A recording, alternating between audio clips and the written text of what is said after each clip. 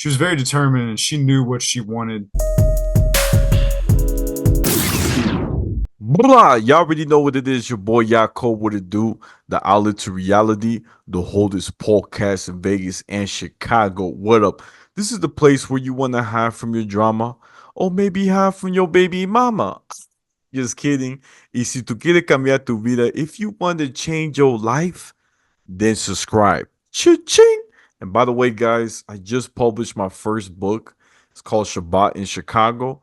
It's about an audacious single mom who opens her heart and home to five adopted kids while embracing her Latino culture while being Jewish. And today we have a very special guest. He is one of the fighters for Powerslap Season 3. Give it up for the one and only William Shockey.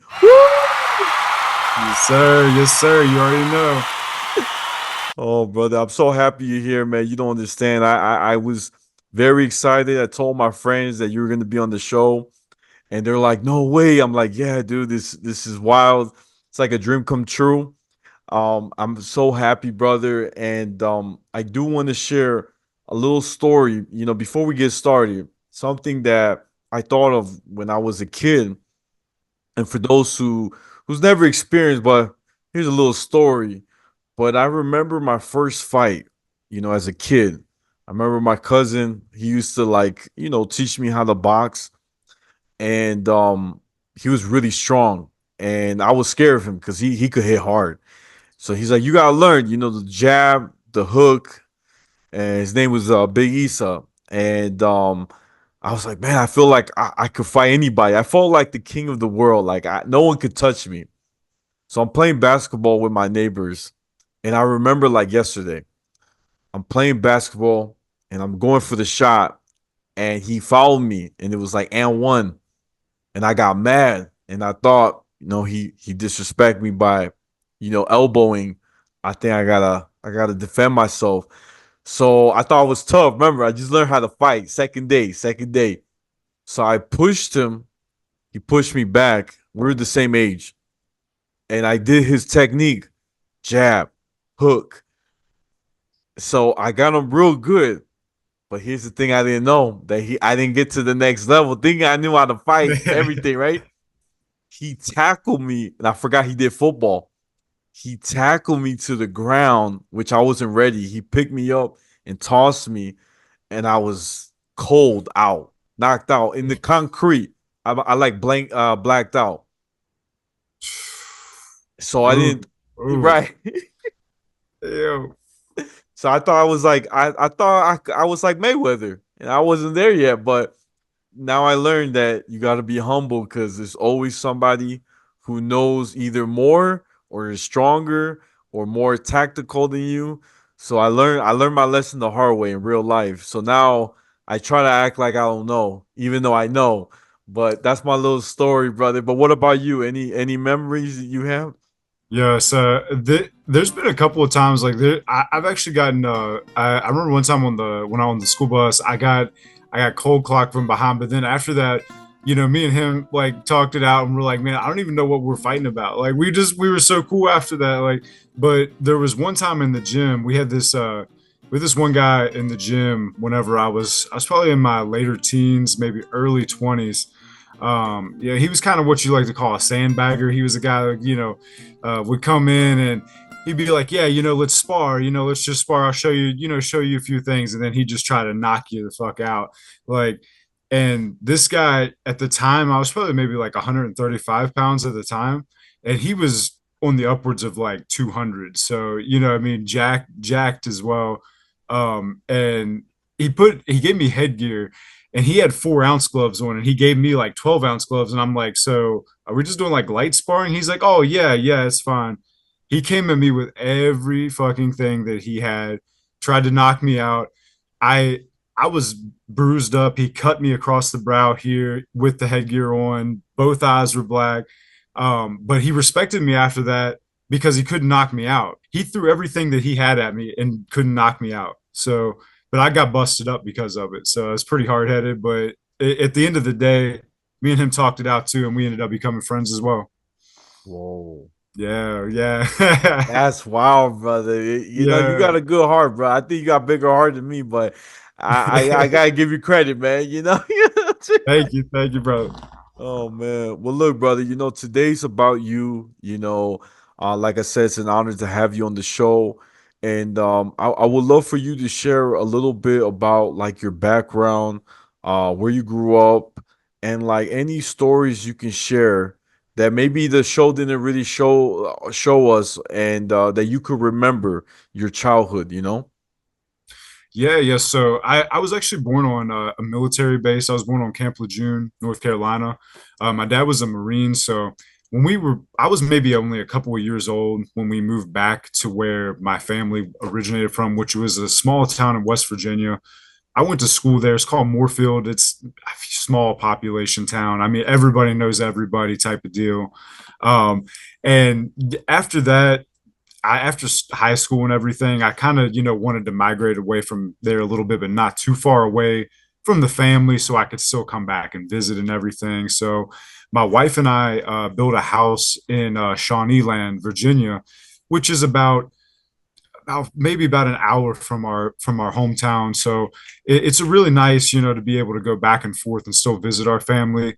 But there's a lot more opportunity where we're living now, and this is also closer to the gym I train at as well with Shark Pit. That's my main gym where I train at. So being able to be that close to them is awesome.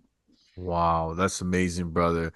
And you know, it takes a lot of courage to move out of your town, you know, because a lot of people are so comfortable, they're afraid to take that risk because it's all they know, you know. So I'm Yeah. proud of you, brother, for doing it. I mean, you got, you know, you got a big heart now, and you also got a lot of faith. You're like, hey, I gotta go. See what I'm saying? Yes, sir. Yeah, for sure. You got to be able to take those risks and those bigger steps to be able to elevate your game too. And I knew just being in this area, being with my team to where I could be with them more often. I was like, man, this is definitely going to elevate my game. I've definitely noticed a huge difference just in the past couple of months training with them. So, huge shout out to Shark Pit. That's my team right there. We're taking over. We're definitely we got a few grappling tournaments coming up. Hopefully, be able to compete in those, bring home some medals as well. Wow, yeah, because I saw like it's like jujitsu, right? Yeah, yeah. So we do jujitsu, kickboxing, MMA as well. So we've got quite a few really good fighters in our gym, and we definitely got some really really good guys grappling wise. We got a few guys right now that one of them is a youth guy, Will Potter. He's getting ready to go to ADCC Youth Championship. He got an invite. Real big stuff going on for the gym. Huge stuff. I'm really happy for everybody there. Couldn't ask for a better team. Wow, I love it, brother. That's amazing, man. And please tell us. I know this is a little personal, but I gotta ask. I gotta ask. How did you meet your wife? And like, you know, what was the first date? If you could take us back to the nice beginning, you know, butterfly stages of life. You know what I'm saying? You know what I'm saying? You know what I'm saying? Yeah, for sure. Yeah. So what's crazy is my wife and I, since we went to the same small town together, we always like knew each other, but we didn't really get to hang out with each other like through school. She's a few years older than me, so there was just you know how it is like in school when it's like when in high school there's a few years age gap. You got your cliques to your friends and stuff. So it wasn't until later on when we were actually in our 30s that we connected. And what was even crazier was her dad's house is like maybe a quarter mile from my mom's house. So the whole time we grew up maybe like a quarter of a mile away from each other.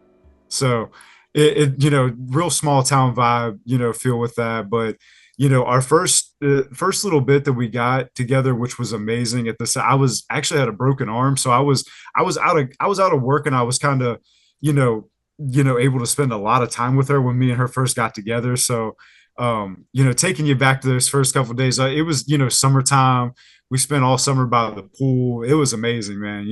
I definitely sucked having the broken arm, but because of that, I got to really spend a lot of quality time with her. Wow, I love that, man. And what is the three things you would say that you admire from her? You know that really capture you, brother. I know you're ready gonna say she's pretty. I don't gotta say that, but what is three things that you got to say like, man, she was the one. Like she's the one for me. What really triggered you? Yeah, so I mean, definitely, definitely the beauty, like you said, for sure. That's but her determination, you know what I mean. She was very determined, and she knew what she wanted. You know what I mean in life, and that's something that I was always, looking forward to. It's like I want somebody that has that determination, that drive, and that's something that she really, brings home. I don't know how she does everything that she does. She's amazing. At the end of the day, I'm exhausted, and she's still going half the time. So, um, so that's definitely one thing for sure, and just how much she cares for everybody, right? Like, just she's always looking out for everybody else and putting everybody else first, before herself. Definitely is one thing that I noticed right away from her, is just how much she cared about everybody. Oh, oh, brother, Yeah, that's deep, man. yeah, That's oof, man. I got the chills, brother. Got the chills, man. No, yeah, that's good. I think that a lot of people, it's especially the younger crowds. They always look just the beauty. That's it. But you also have to see, is this person the one you want to live for the rest of your life, right? for sure. Yeah, And you got to be careful. You got to be cautious because you only have one life. So pick the one that you feel that's going to help you grow and build this beautiful family, build this. Um, I always say it's more like a powerful movement.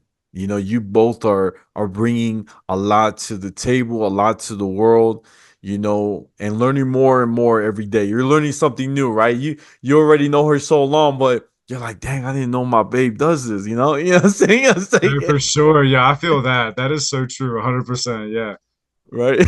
yeah, I feel that. Now brother, look, we gotta get back to season 3, right? I saw you come in, coolest movement. I was not ready for it, brother. This was, I was holding onto my seat, eating my ice cream with a couple cherries on top, okay? And and I was like, man, my boy's coming in. And we've been talking for a minute, a few days, right before the fight, and you come in so smooth, so confident. And I was like, all right, man, that's my boy. He's coming, he's coming. And, and I see the KO. What a champ. I gotta say, brother, it was so smooth, so like I can't even describe it. I'm so proud of you. And please tell us what was going through your head at that moment. Yo, I appreciate that, bro. Yeah, it was definitely like the biggest moment of like my like athletic career, without a doubt. Like whenever it was kind of weird. Like when we were going up there, I was talking to my boys about it today in the gym, like because we were rewatching the tape a couple of times, and and I was like, man, to be honest with you, when I went out there, I was just so fucking zoned in that it felt like that there was nobody else in there except me, him, and the referee. It felt like that was like the only people that were in there. I wasn't like, I didn't see anything or anybody else just by how lasered in and I was. But after I knocked him out, it's kind of cool too, like seeing how they edited everything and produced it, because there was a good bit where he was out a little bit longer than what they, you know what I mean, what they showed, and I celebrated. They cut a little bit of the celebration out of there, but they, Robert came up, Trujillo was like, yeah, bro, he's like, good stuff, and we talked about it afterwards, and I was just so actually, like, over the moon by the knockout. I couldn't even remember what all I talked to him about. And especially my post fight, we had a post fight interview, and I was like, bro, I can't wait to see that, because I was so amped up. I don't even really remember doing the interview, to be honest with you. Wow, brother. Yeah. No, that's amazing, man. I'm proud of you, brother. I think you have a lot going on for you. It's a blessing. I just spoke to Robert too, also a couple of days ago, your coach. I'm gonna have him on the pod like this Sunday, and we're gonna record Oh, hell together. yeah. Yeah. So I'm definitely gonna bring you up because that's you guys are the same Yeah. team. But I'm really happy, brother. I'm really happy for you. I can't wait what's gonna happen. And I gotta say, brother, it takes a lot of courage, man, to really, like you said, to take that risk, to be there. and to hear your story, how everything kind of, you didn't pay attention to the crowd. You focus what you had to do, and you won. You came in already confident. Now, brother, please also too, can you share a little bit on like how you got invited to Powerslap? Like, who reached out? Like, tell us a little backstory that we don't know. Like, I don't know, did you did a little video or something, and they saw it? You know what I'm saying? Like, tell Yeah, me. yeah. Yeah, so I think that, really when I first put in the application, to be honest, 100% honest with you, I did not think that I was going to get the call back because I knew from watching last season, I knew that this season was going to be absolutely amazing. I knew there was going to be so many people that were going to try to jump on it. So when I put in the application, I knew it was kind of a long shot, but I sit there and I waited. I got an email, and to be honest, like when I got the email too, it almost didn't feel real because I was like, hold up, is this like a spam? Am I getting punked right now? Like, what is this? And and then I got a call, finally got a call from Erica and had like an actual like a Zoom meeting type of deal going on where we talked it out a little bit. And I told her a little bit about my story and told her about how I had the Poland syndrome, and I think that really piqued their interest right away in me, as just having that is a little bit of definitely an oddity. You know what I mean? It's something that not really anybody really sees, and especially something that you would think that might hinder me, but it really kind of in my eyes doesn't really hinder me at all. It kind of if anything just fuels me having that extra bit of motivation. But after Erica reached out to me, it went a couple of weeks. A couple of weeks went by, and I was like, man, they ain't gonna call me back. They ain't gonna call me. There's no. I was like, they must have heard something they didn't like or something. But then I got an email again, and they told me that I was gonna be on the show, and that's when I started really like I started honing in on my training as far as like slapping goes. I went slap specific after I got that email. I knew I was going to be on the show. I'd been training before that, but that's when I really honed it in. Really didn't. I had maybe like a couple of months to really actually just train strictly on slap after getting that confirmation email. After that, it was just booking flights and everything like that, and it still didn't feel real until I really got there in Vegas. To be honest, it really didn't feel real. That's amazing, brother. That's a cool story, man. Like, it's kind of like the waiting game, like dun dun dun Yeah, it dun. was. It was. Because I was anxious after getting the first little call with them. Because she's like, "Well, we'll be in touch. If we, and I'm sitting there like, I'm hoping they're gonna be in touch sometime soon. Like, Oh man. And brother, but how they yeah, long? they came through. Right. That's Yeah. that's a blessing, bro. And how long did you stay in Vegas for season 3? So the stay time there, I showed up about it was a kind of weird. It was about a week before, maybe about a week or so before filming, and there were some guys that showed up there before me. So um I don't know exactly. It was they kind of brought us in and kind of let in waves. I guess maybe by like, especially some of the guys that were farther out, like the Canadian guys like that. I know they got there a little sooner. Some of those guys, uh, but overall, with filming and the time that I got there, maybe about 3.5 weeks, 4 weeks or so, like that, like close to four. It was probably more on the four side, but overall, um, it was really good experience because we got some time in the hotel before actually getting on the show. So we got some time to mingle before cameras got on us. You know what I'm saying? So there was a little bit of bad blood and banter going on in the hotel. I wish it would have got on the cameras as well. You know what I mean? It was pretty spicy at the hotel. They should have had the cameras there. That's what What can you tell us a little bit what happened? A little bit? at the hotel that we were at, the first one. It was one of those ones where they had like a little triage area to where you could hang out. They had a pool table, everything like that. Everybody would kind of go down and hang out in this same little area. At this time, most people did not know what weight class everybody was, and nobody was talking shit. Nobody was going to tell each other, like everybody sizing each other up. So it was kind of it was one of those times where it's like everybody's a little bit on edge, and there was a few times people talk shit to each other at the hotel a little bit, because the bigger guys knew, you know what I mean? The bigger guys knew they were heavyweights, but when you get to that, welterweight, to middleweight kind of limit there, it's kind of hard to tell, you know what I mean? Some of these guys. So the personalities, we had a lot of personalities, some of the best guys I've ever met in my life, without a doubt. But you get that many personalities, you're gonna get a clash of personalities eventually. And it happened for sure before we even started filming a couple of times. So good stuff, real good stuff. I wish they would have got.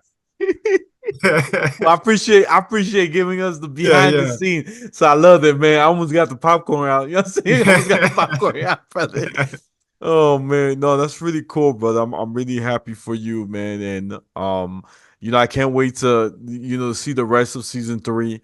And brother, also if you could share something too that you know if someone wants to join Powerslap, right? Let's say it's your dream, right? We're talking about people that are still trying to look for their passion, their calling, what they say.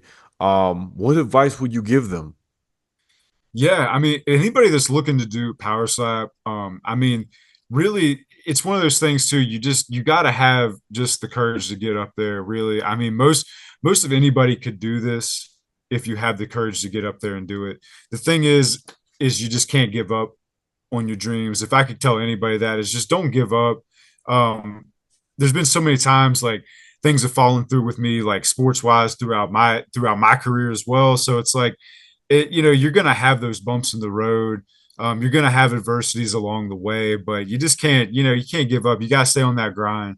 But power slap, we got a couple guys. I got some guys interested actually. So from my gym, there's already got some guys who got piqued their interest. Like, there's a heavyweight that he could be a real prospect. I'm hoping that we can get that guy in there eventually. Um, he definitely, as soon as I came back, he was like, "Oh man," he's like, "I want to get on that shit." I was like, "Yeah, we're gonna see what we do. Try to get you on there, bro, for sure." But if we can, if anybody wants to join Power Slap, definitely put that application in, guys. We need all the strikers we can get in there. You put it in. Wow, that's so cool, man. That's amazing, brother. And look, man, like when you come back to Vegas, you gotta let me know, brother. I'll be Oh, for happy sure. Yeah, yeah, to for see sure. you and get a drink, you, Robert. Because I'm gonna be honest, I just had so this is crazy. I've had already so Vern Cathy is one of my good friends who I became friends with him when he came to Vegas for one of his matches. And he introduced me to Manny Muniz, Yeah, the world champion. And I haven't met Isaiah, but I had Isaiah Quiones from last season. I had him on the podcast, and then I had trying to remember, um I'm missing two more.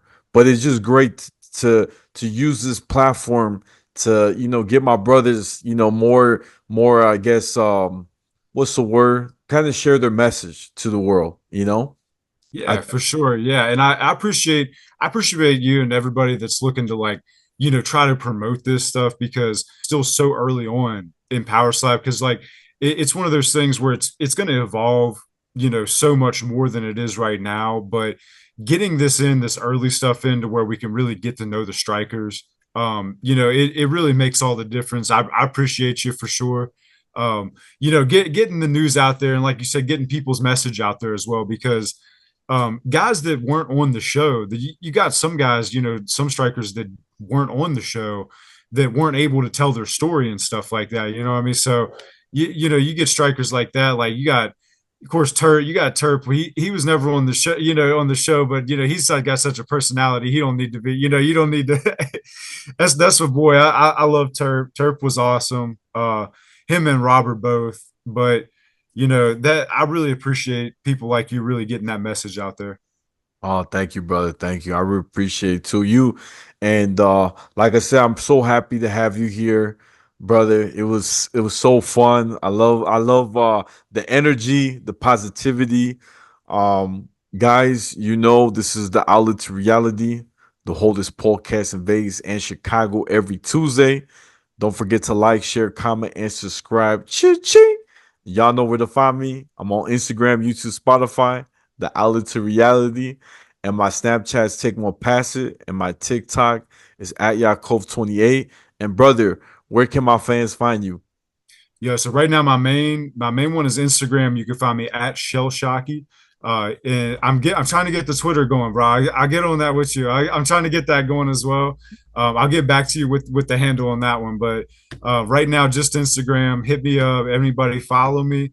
Like my posts, share them. I love you all. Appreciate you.